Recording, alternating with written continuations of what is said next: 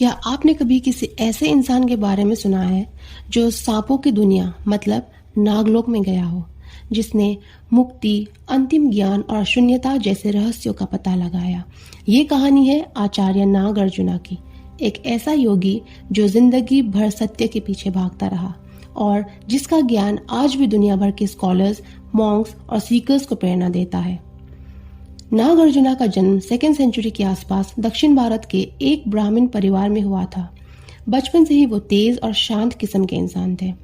उन्हें सामान्य धर्म, दान पुण्य या कर्मों से ज्यादा जीवन का असल अर्थ में रुचि थी। उन्होंने बौद्ध धर्म को अपनाया और जल्दी ही एक महान पंडित बन गए, लेकिन उनका मन आज भी अशांत था। उनका एक ही सवाल था, जीने का असली मतलब क्या है। उन्हें लगा शायद इसका उत्तर उन्हें इस दुनिया से कभी नहीं मिलेगी। एक पुरानी कथा के अनुसार नागार्जुना एक बार हिमालय के पास एक गुप्त स्थल पर ध्यान में बैठे थे। बाहर तो जंगल था, लेकिन अंदर उनका मन डूबता गया एक अनजान ज्ञान की ओर। तभी कुछ अजीबोगरीब घटना घटी। एक रात नाग रूपधारी देवता उनके पास आए। कुछ लोग कहते हैं कि वो नाग राजा वासुकी थे। उन्होंने नागार्जुना से कहा, तुम सच्चा ज्ञान चाहते हो, लेकिन ये ज्ञान तुम्हें ये संसार नहीं दे सकता। चलो हमारे साथ नागलोक चलो। नागार्जुना उनके साथ पाताल के रास्ते से नागलोक में प्रवेश करते हैं।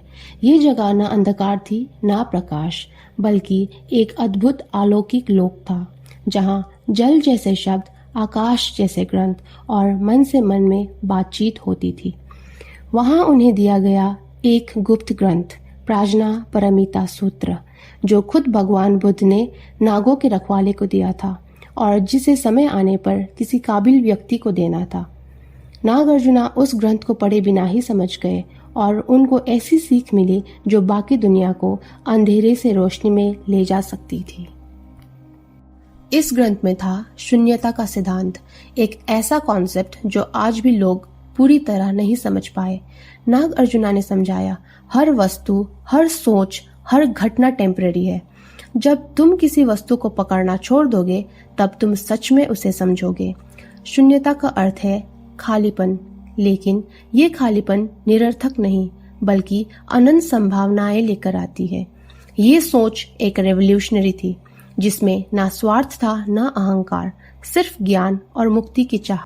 नागार्जुना ने न सिर्फ ध्यान और फिलोसफी में महारत हासिल की, बल्कि वो तंत्र और रहस्य विद्या के भी महान ज्ञाता थे। लोग कहते थे कि उन्होंने अमृत बनाया था और वो 100 साल से ज्यादा जीवित रहे। एक और रोचक कहानी कहती है, उनका शरीर अंत में आग में विलीन हो गया, लेकिन उनकी आत्मा कहीं हिमालय के गुप्त लोक में आज भी जिंदा है, जहां वो बस एक चीज का इंतजार कर रहे हैं, एक और सच का प्यासा इंसान। नागार्जुना के प्रिंसिपल्स ने भारत से लेकर तिब्बत, चाइना और जापान तक एक स्पिरिचुअल रेवोल्यूशन खड़ा किया। आज भी उनकी सोच से हमें ये सीख मिलती है कि सुख दुख सब एक माया है। अपना ईगो छोड़ो, तभी तुम सच देख पाओगे। सच्चा सुकून अंदर से आता है, बाहर की दुनिया से नहीं। जो खाली हो वही सब कुछ पा सकता है। नागार्जुना का जीवन एक कहानी नहीं, एक आदर्श है। एक ऐसा यात्रा है जहां अंतिम ज्ञान तक पहुंचने के लिए तुम्हें खुद को ही छोड़ना पड़ता है। शायद इसीलिए वो कहते थे, तुम तब तक सच नहीं समझोगे जब तक तुम खुद को सच ना समझो।